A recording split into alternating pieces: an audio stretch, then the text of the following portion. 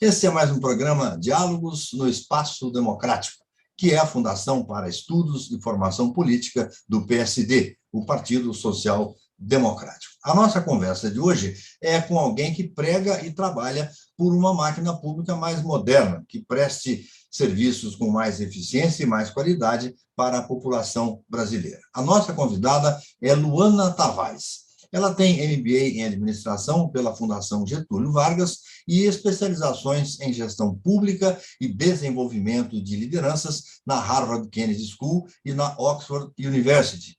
A Luana Tavares atua em várias organizações com foco no fortalecimento da democracia e na digitalização dos serviços públicos, além do fortalecimento da participação feminina na política. A Luana também é integrante da rede de líderes da Fundação Lehman e participa do Renova BR, além de outras organizações da sociedade civil. Luana Tavares, é uma alegria ter você conosco aqui no Espaço Democrático. Seja bem-vinda.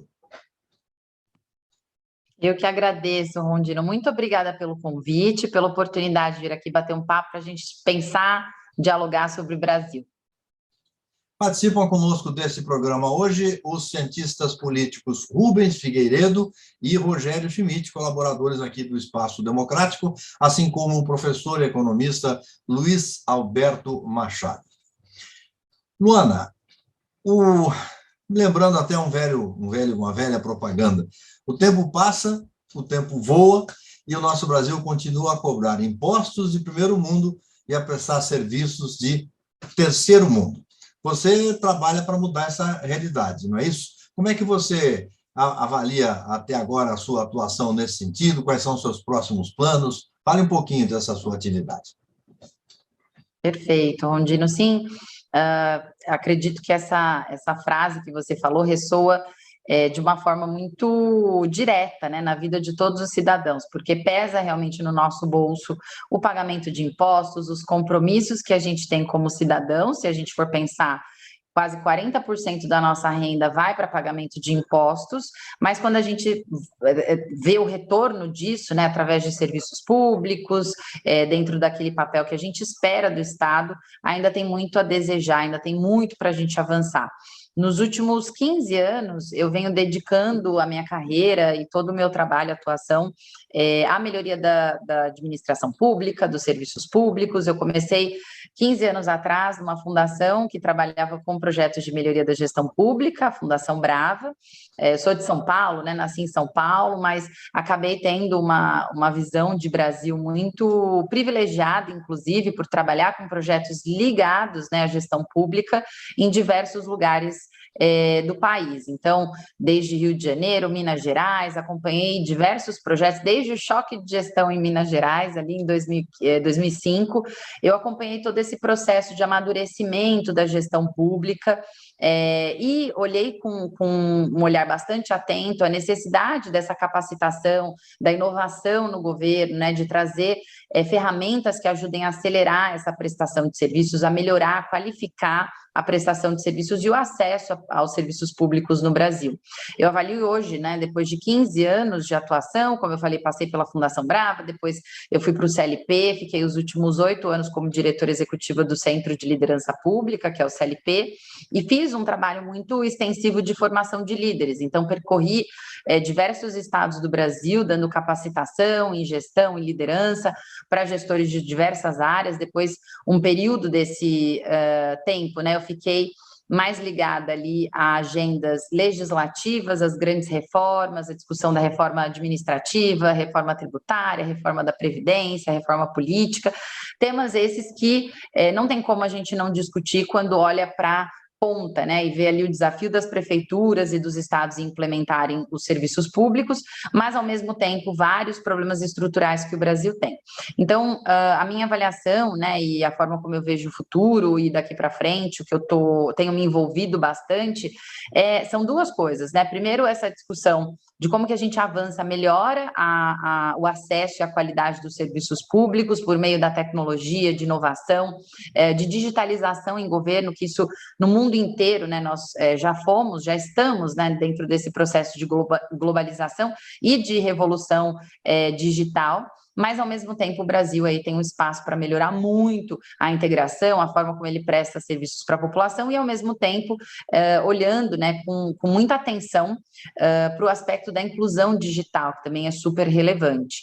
E o segundo tema é o tema das mulheres, né, da participação feminina nesse ambiente da política que é tão importante. Então, eu avalio que a gente ainda tem um caminho longo a trilhar, estamos num momento muito crítico, um ano de eleição, por isso que é tão importante estar aqui discutindo esses temas com vocês. Ok, o professor Luiz Alberto Machado, economista, tem uma pergunta para você. Vamos ouvir. Luana, a Heritage Foundation, tradicional think tank, acaba de divulgar o Índice de Liberdade Econômica de 2022, em que o Brasil aparece na 133ª posição entre 184 países. O índice leva em conta as políticas públicas com base em 3 fatores fundamentais: a livre iniciativa, o governo limitado e a liberdade individual. Interessante observar que nos últimos 10 anos, o Brasil oscilou muito pouco, permanecendo com uma pontuação entre 52 e 54 pontos num total de 100. Interessante também observar que países como Estônia, Letônia e Lituânia, que até 1990 estiveram sob o jugo da União Soviética, encontram-se hoje em posições muito melhores e suas populações têm uma renda média bem superior à do brasileiro. Como é que você vê essa situação e que medidas de políticas públicas você indicaria para que o Brasil deixasse essa lamentável posição? Bom, Luiz, muito importante essa pergunta, né? Esse é um ranking, para quem está aqui assistindo a gente, só para explicar o que é esse ranking, o que ele mostra, o ranking de liberdade econômica. Ele é mais um ranking que compara o Brasil com outros países em relação a vários indicadores que demonstram o quão aberta é a economia, o quanto que esse país tem capacidade para gerar liberdade, tanto econômica quanto individual, né, que eles correlacionam a liberdade dentro desses 2 aspectos. Nós temos diversos outros indicadores que também mostram alguns dos temas que eles abordam, né, como o Doing Business, como o próprio ranking de competitividade dos estados que o CLP publica anualmente, enfim, várias outras publicações dessa mesma natureza. É um ranking que é bem tem uma reputação muito boa, ele é muito divulgado mundialmente, e o Brasil aparece ali numa posição ainda muito ruim, né, entre mais de 170 países, a gente está ali na posição 143, então não é uma posição confortável e a gente não tem melhorado, né, posições. Na verdade, a gente não melhorou, outros países pioraram um pouco, por isso que a nossa posição teve ali uma mudança, mas o que é importante ressaltar é que ele olha, né, diversos aspectos em relação ao quanto que os países que estão sendo avaliados, eles estão implementando ações e mostrando resultados em áreas que são muito sensíveis para esse desenvolvimento econômico que, na linha liberal, né, nessa avaliação de liberdade, garante uma liberdade maior individual, uma prosperidade maior para esses países. O Brasil, o que acontece? Né? Nos últimos anos, nós tínhamos uma proposta, um projeto, né, até pela eleição do nosso presidente atual, de implementar uma agenda liberal que era bastante robusta. Então, ali em 2018, né, tinha-se uma expectativa de que o Congresso, e com o apoio dessa agenda do presidente, ele aprovaria uma série de medidas e de reformas que destravariam a economia, reduziriam o custo Brasil, né, o chamado custo Brasil, que é o quanto que o Estado gasta, o quanto que ele consegue atrair de investimentos e crescer, né, reduzir dívida, aumentar PIB, aumentar a economia do país. E essas agendas, elas foram implementadas parcialmente. Então, quando a gente olha aí nesse retrovisor, a gente tem a reforma da Previdência, que foi uma reforma muito importante aprovada. Depois a gente teve o marco do saneamento, mais recentemente o marco do setor elétrico, algumas agendas que foram muito importantes, mas que elas não deram conta, né, até por conta da pandemia, enfim, de amenizar, de realmente ter um impacto grande nos indicadores mais sensíveis desse ranking, como, por exemplo, o custo da dívida pública, né, o quanto que ela consome do PIB, isso tudo ainda continua muito alto, no Brasil já era alto, né, e se manteve alto, e também as questões mais ligadas à segurança jurídica, a mudanças que, por exemplo, a reforma tributária poderia ter impactado bastante, né, em garantir uma previsibilidade maior em relação à carga de tributos no Brasil, uma simplificação em relação a toda essa legislação tributária que o Brasil tem, que é tão confusa e que inibe muito, né, a atração de investimentos. Então, tudo isso ficou estagnado. A reforma administrativa, a reforma tributária, outras discussões importantes que a gente tinha ali em relação ao gasto público, inclusive, não avançaram no Congresso. Então, além de toda a crise política que a gente tem tido nos últimos 2 anos, principalmente aí com o avanço da pandemia também, o enfrentamento da pandemia, enfim, são sinais que foram mostrando, né, nos indicadores resultados negativos, né, medidas que não aconteceram e resultaram nessa estagnação, que não coloca o Brasil aí numa posição melhor nesse ranking. Então, essa é a minha avaliação, minha leitura, e quando a gente vê país, acho que é legal só comentar, né, ali o primeiro colocado é Singapura, a gente tem na 7ª colocação um país que é pequeno, mas eu gosto muito de usar ele como exemplo, que é a Estônia, que são países que avançaram nesse aspecto da liberdade econômica, se utilizando da tecnologia e desse mundo, né, da transformação digital, da nova economia, da digitalização, para facilitar essa relação entre o empreendedor, o cidadão e o Estado. Então, acho que tem muito que a gente aprender também com esses países nesse aspecto. Então, você está falando aí da nova economia, esse é um tema que você tem trabalhado também, até mesmo em relação à questão do emprego para os mais jovens e tal. O que é que você está propondo especificamente nesse setor? Sim, Rondino, a nova economia, ela, assim, só traduzindo, né, para as pessoas, nova economia, ela está presente no nosso dia a dia, nos nossos celulares, nos nossos notebooks, né, a forma como hoje, praticamente todas as relações comerciais têm, pelo menos parcialmente, algum tipo de conexão digital, seja por aplicativo, seja por interações, por exemplo, no setor financeiro, né? Pouquíssimas pessoas, saiu até uma pesquisa recentemente mostrando que mais de 70% da população não foi a uma agência bancária no último mês. Isso é a realidade do nosso país e do mundo inteiro, essa transformação digital pelo avanço da globalização, que está sendo uma corrida, né? Todos os países buscando se atualizar, buscando aproveitar o que essa globalização e essa transformação traz de benefício.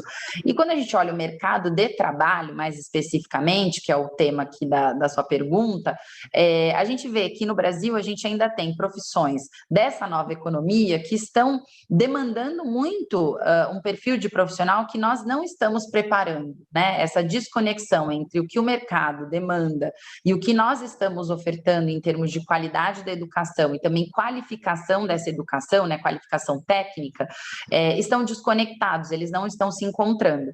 Então, hoje, essa indústria que é mais ligada à tecnologia, que são aplicativos, as próprias indústrias atuais, né, que são mais densas, mas que estão se remodelando, sofisticando no sentido de trazer a tecnologia, elas demandam esse tipo de profissional. E hoje, quando a gente olha as políticas mais nacionais, estaduais, né, que estão sendo elaboradas para qualificar o jovem para essa entrada no mercado de trabalho, nós vemos que, por exemplo, o Pronatec, que é uma política muito importante, né, que foi criada justamente com esse sentido de qualificar tecnicamente jovens para a entrada no mercado, os resultados de avaliações de impacto que foram feitas mostram que elas não estão sendo 100% efetivas, né, nesse propósito. Então, a minha crítica, né, e a visão que eu trago e que é muito comum aí no setor de educação e das pessoas que estão pensando em ensino técnico, é que a gente precisa reformular essas políticas, a lei de aprendizagem, esses programas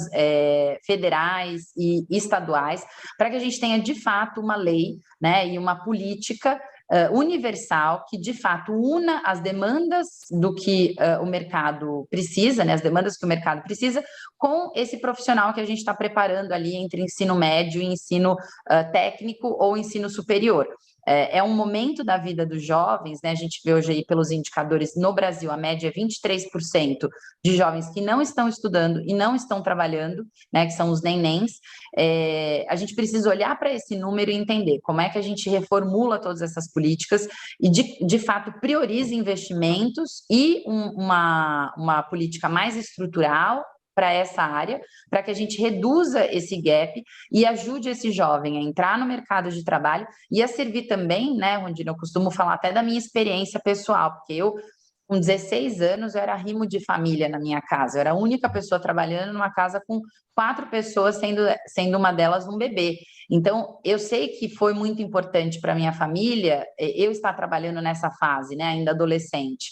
E para muitas outras famílias, né, a maior parte das famílias que hoje estão em situação de vulnerabilidade, uma pessoa trabalhando em casa, sem dúvida, faz muita diferença. Então, quando a gente olha para esse jovem e essa demanda de se repensar a qualificação dele profissional, a gente tem que olhar também no papel dele, não só hoje, né, em aproveitar o seu potencial, se desenvolver, mas o papel social e econômico que ele tem também no momento em que a gente tem, né, essa vulnerabilidade, o número de desempregados e de pessoas na pobreza, né, ou extrema pobreza no Brasil. Ok. Luana, a próxima pergunta vem do cientista político Rogério Schmitz. Rogério? Oi, Luana. Uma alegria receber você aqui no Diálogos do Espaço Democrático. A eleição de 2018 foi a eleição com a maior taxa de renovação na Câmara dos Deputados, não é? Pela primeira vez, o número de deputados reeleitos ficou abaixo de 50%. Historicamente, esse número era próximo aí a taxa de reeleição, né? Próxima ali de 55%. Então, 2018 foi uma eleição onde a renovação no Congresso aumentou bastante. Inclusive, uma parte dessa renovação veio de candidatos oriundos dos chamados movimentos de renovação política. Se eu não me engano, foram cerca de 30 deputados federais e 4 senadores eleitos aí por esses movimentos. Então, a minha pergunta é: que balanço que você faz da atuação não só desses deputados e parlamentares eleitos pelos movimentos de renovação política, o balanço que você faz também desse novo Congresso que está encerrando, está agora no seu último ano, né, de atividades, o balanço dessa legislatura, e o que você espera para 2022? Né? É uma eleição onde essa tendência de renovação vai continuar ou não? E qual o papel dos partidos políticos nesse processo de renovação? Obrigado. Bom, Rogério, essa pergunta é super importante, né? Até porque tudo que a gente falou aqui até então demanda liderança, né? Demanda boas ideias, demanda que a gente tenha políticos e representantes que, de fato, encarem esses problemas com prioridade, independente da sua reeleição, por exemplo, que é um grande desafio no nosso país, né? A gente acaba gerando ali um senso de urgência eleitoral que impede, em muitos casos, a gente de enfrentar problemas que são tão estruturais como esses. Então, a renovação política, ela foi essencial, né? Ela está sendo essencial, eu acredito, a minha análise é que ela é um processo, ela começou muito fortemente em 2018, com o avanço desses movimentos que você menciona, né? Movimentos de renovação política. Eu analiso menos o caráter numérico dessa renovação, mas muito simbólico dessa renovação, foi muito importante para o país.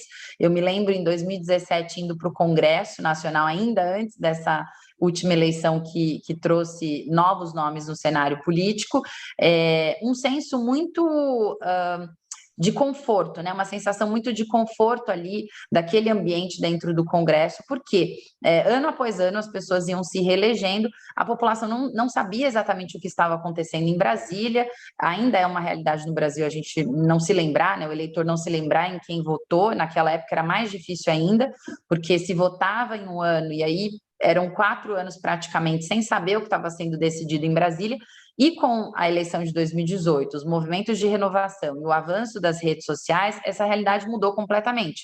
Hoje, o que acontece em Brasília, no mesmo dia está sendo divulgado nas redes sociais, com memes, com vídeos, com dancinhas, mas enfim, chega ali para a população de alguma forma o que está acontecendo nesse ambiente. a gente pode discutir aqui a qualidade, né, dessa interação. A gente tem um desafio muito grande com fake news, com a radicalização, a polarização política, mas não tem como a gente negar a importância de ter se quebrado, né, essa distância, diminuído essa distância entre Brasília e a sociedade. Então, a renovação política foi essencial naquele momento, ela é essencial que continue, né, a continuidade dela, e eu acredito que agora, né, pensando na segunda parte da sua pergunta em relação aos partidos, eu acho que o papel dos partidos é abraçar esse processo, né? Muitos partidos acabaram logo depois das eleições, sendo muito contrários à existência desses movimentos, né, porque achavam que queriam virar partidos políticos. Eu acho que é muito saudável para a democracia que esses movimentos existam, mas a existência deles e o que vai acontecer com eles no futuro vai depender também de como os partidos vão reagir, né, criando formas mais atrativas, mais criativas de atrair os seus filiados, né, e a sua militância, de simplificar a linguagem. Hoje, essa realidade que eu trouxe aqui de redes sociais ainda é muito distante também da estrutura partidária, né? Não são apenas os políticos mais tradicionais, mas os partidos ainda estão num modelo muito analógico. E se a gente não modernizar isso, né, trazendo de novo aqui o ponto da inovação, da tecnologia, dessa transformação digital, se a gente não trouxer isso para dentro dos partidos e aproximar essa relação, criar um ambiente mais saudável e mais próximo mesmo com o cidadão, sem dúvida vai ser, né, vai criar ainda mais um distanciamento entre a política e os eleitores e os cidadãos. Então, acho que o papel dos partidos agora é abraçar esses movimentos de renovação, aprender, né, com eles, aqueles que estão fazendo um bom trabalho. Tem vários exemplos no Brasil, Renova BR é um, mas tem muitos movimentos trabalhando com formação, capacitação de jovens rápidos, também faz isso, o próprio CLP ali, como gestores públicos, muitas organizações fazendo um trabalho interessante em que os partidos podem aprender e trazer essas iniciativas para dentro das suas estruturas, melhorando a forma como ele se relaciona com o seu eleitor, com seus candidatos, garantindo uma capacitação que também ajude a formar essa nova geração de políticos.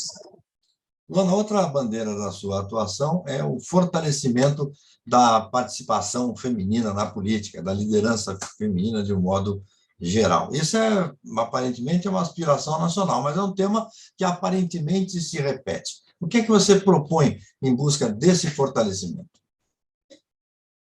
Sim, sem dúvida, inerentemente eu defendo essa participação feminina. Eu sou um exemplo de, né, uma pessoa que, inclusive, já era mais engajada com política e com gestão pública, mas que durante muitos anos não me via como uma pessoa ligada à política ou que participaria ativamente da política partidária.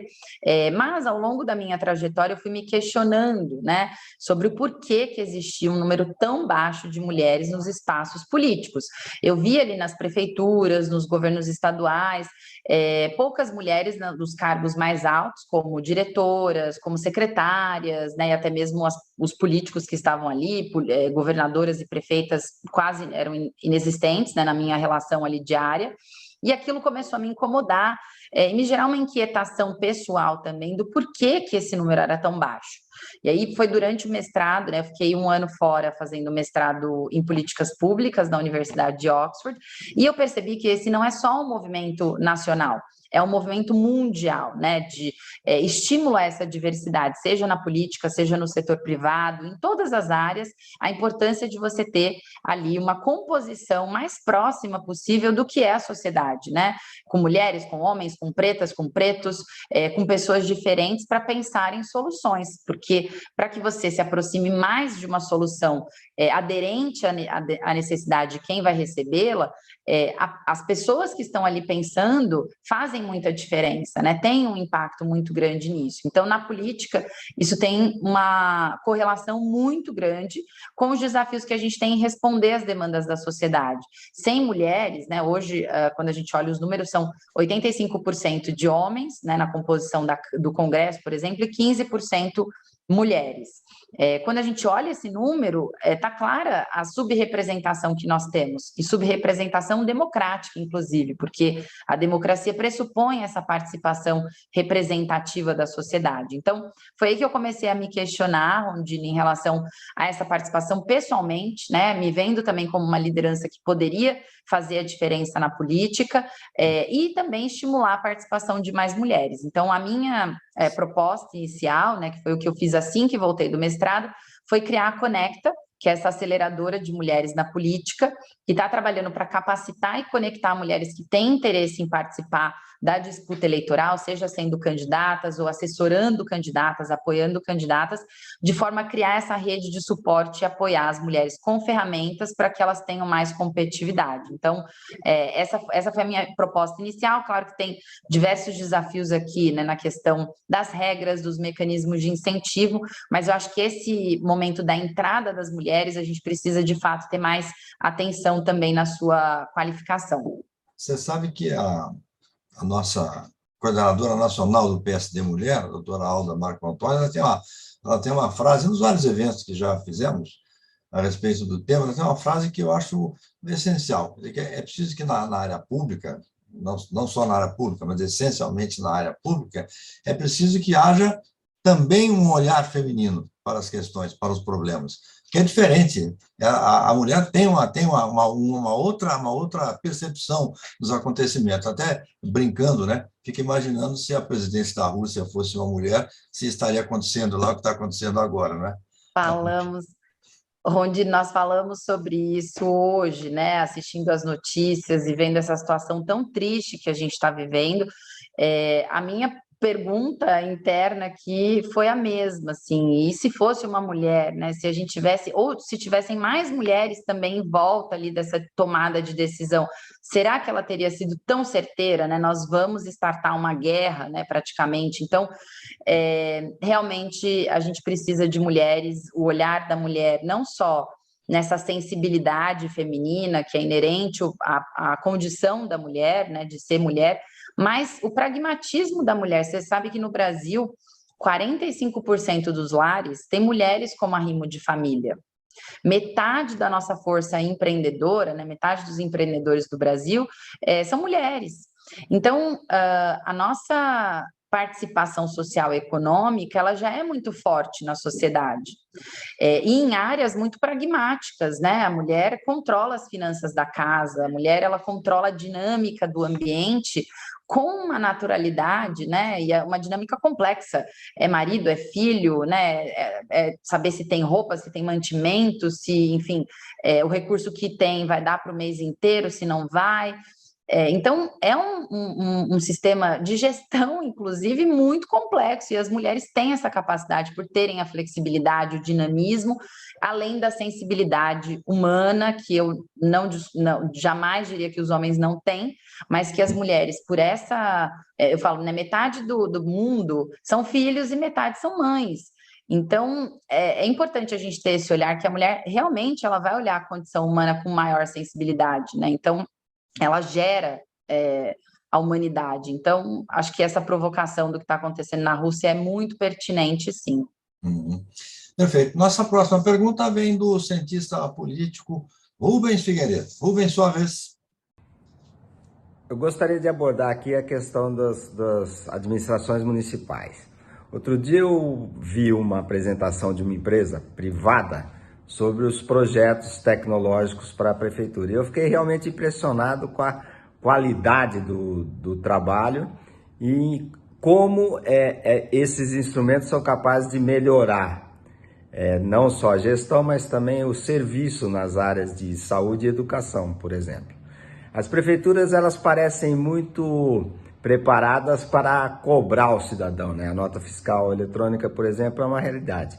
Por que essas iniciativas tecnológicas não se expandem para áreas como saúde, educação e segurança pública? Rubens, muito importante essa pergunta, e acho que bastante pertinente também quando a gente olha para as condições hoje, né, tecnológicas, o acesso à informação, tudo isso já está disponível, e muitas dessas tecnologias gratuitas, inclusive, né, abertas para qualquer tipo de uso. Então, eu acredito que tem 2 fatores essenciais que impedem, hoje, né, pela cultura política do nosso país, que a gente avance nessa questão tecnológica, que a gente traga mais leveza na prestação de serviços.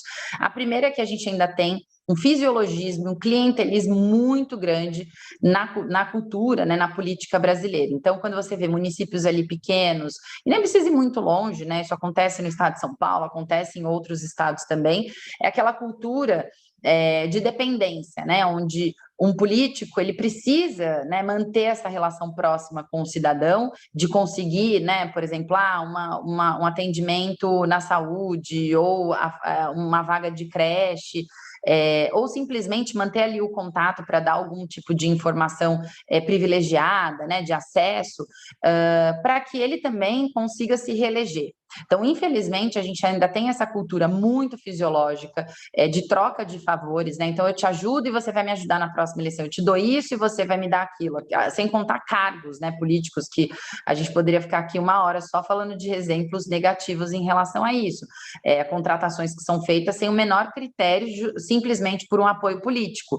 Então, isso tudo prejudica muito a energia e a prioridade que se é dada para trazer formas de tornar o atendimento mais transparente, por exemplo, a transparência na fila do SUS. Isso seria o básico, a gente saber, né, um cidadão agendar um exame ou agendar iniciar um tratamento de maior complexidade e entender em que momento, em que número da fila que ele está, qual é o prazo para que ele seja atendido. Então, tudo isso não acontece também por conta dessa cultura fisiológica, clientelista e, enfim, que acaba retroalimentando e criando essa dependência. Um segundo fator, que eu acredito que é mais técnico, né, nesse caso, e aí dialogando e vivendo esse tempo todo que eu comentei com prefeituras, com governos, eu também me sensibilizo e eu sei que atrapalha muito, que é o que a gente chama de apagão da caneta. Muitos gestores públicos têm medo de inovar, né, de criar coisas novas, porque na gestão pública você só pode fazer aquilo que está na lei, né, que tem uma legislação que regula, que regulamenta, que autoriza aquela atuação, aquela iniciativa, diferente do setor privado, né, que na verdade é o contrário, você pode fazer tudo que a lei não proíbe, né, no Estado você só pode fazer o que a lei determina. Então essa dinâmica acaba criando também uma precaução desse gestor de ir lá e tomar uma decisão, porque hoje no Brasil a gente não conhece, se alguém conhecer me avisa, um secretário de Estado ou município que não tenha um processo administrativo, né, que são processos ali por algum tipo de procedimento que não foi feito, ou que, enfim, não aconteceu no prazo e gerou algum tipo de judicialização. E eles pagam na física por isso. E essa segurança jurídica para o gestor público também é muito importante, é um tema discutido no Congresso, com, inclusive, o professor Anastasia, né, que é senador, e na condição de senador, fez várias propostas para que se melhorasse essa lei, né, a lei de improbidade administrativa, que é a lei que dá esse arcabouço, né, para discussão de compromisso legal direto dos gestores pelos atos administrativos. Então, essa condição, né, essas amarras que a gente tem, além de toda a burocracia, que também acaba sendo em algum momento exorbitante, trava o gestor na hora de inovar. Então, acho que esses 2 aspectos são os que mais, né, nos limitam nesse avanço, né, nesse avanço mais rápido de trazer tecnologias que melhorem o acesso e a prestação de serviços. Luana, eu acho que você é o que eu costumo chamar de um excelente quadro político a essa altura, né, da sua atuação. Mesmo que dentro ou fora de partidos, não importa. E um quadro de alta qualidade. Eu tenho certeza de que você vai prestar muitos relevantes serviços para o Brasil se você continuar com o mesmo ímpeto na sua carreira. Quero deixar um espaço para a sua mensagem final aí. Muito obrigada, Rondino, pelo espaço, obrigada aos colegas que estiveram aqui com as perguntas e a todos que estão assistindo. E a minha mensagem final é muito uma provocação para a gente pensar nesse ano de eleição. É um ano muito importante, acho que talvez eu, né, pelo menos pelo que eu acompanhei da nossa história e ouço, né, pela continuação do desenvolvimento do nosso país, que esse é um dos anos mais importantes da nossa história. A gente tem um momento aí de eleição, onde a gente vai poder decidir, diante das opções que a gente tiver, que, enfim, vão se modificar, mas não só para a presidência da República, também para o Congresso Nacional e para as câmaras legislativas, assembleias legislativas, a gente tem uma decisão muito importante, que é quem estará lá nos representando. E eu gosto de fazer essa provocação também de que é tão importante quanto o presidente ou a presidente que nós escolhermos é o Congresso, por quê? O Congresso ele tem um papel muito importante em propor, mas também barrar iniciativas, barrar legislações, barrar medidas provisórias, que sejam, enfim, que venham a divergir do interesse da sociedade. Então, acho que puxar um pouco para essa atenção a como que a gente vai escolher esses representantes, estudar muito o histórico das pessoas, estudar muito as propostas, porque essa eleição vai ser realmente determinante para esse novo ciclo do nosso país. E a gente, sem dúvida, tenho certeza que todos que nos acompanham, todo cidadão brasileiro quer que a gente avance. A gente não pode mais estar preso ao passado, né? Aquilo que não nos trouxe até aqui em resultados diferentes. E eu tenho certeza que, trazendo a transformação digital, a inclusão digital, a gente aproveitando todo esse boom tecnológico e também trazendo mais diversidade, mais mulheres para essa tomada de decisão pública, política, a gente vai estar dando passos importantes nessa direção. Então, conto com vocês nessa missão comum aqui como brasileira. E para quem quiser continuar me acompanhando, eu estou publicando bastante conteúdo pelas minhas redes sociais. O meu Instagram é @luana.tavaresSP, e aí tem Twitter e tudo mais, mas pelo Instagram vocês já conseguem acessar tudo. Muito obrigada novamente, Rondine, a todos os colegas aqui pela atenção e pela oportunidade desse bate-papo. Obrigado a você, Luana Tavares, e eu agradeço também aos nossos companheiros, Luiz Alberto Machado, Rogério Schmidt e Rubens Figueiredo, por essa participação aqui, mais esse diálogo no Espaço Democrático. E agradeço a você que sempre nos acompanha aqui. Até o próximo programa.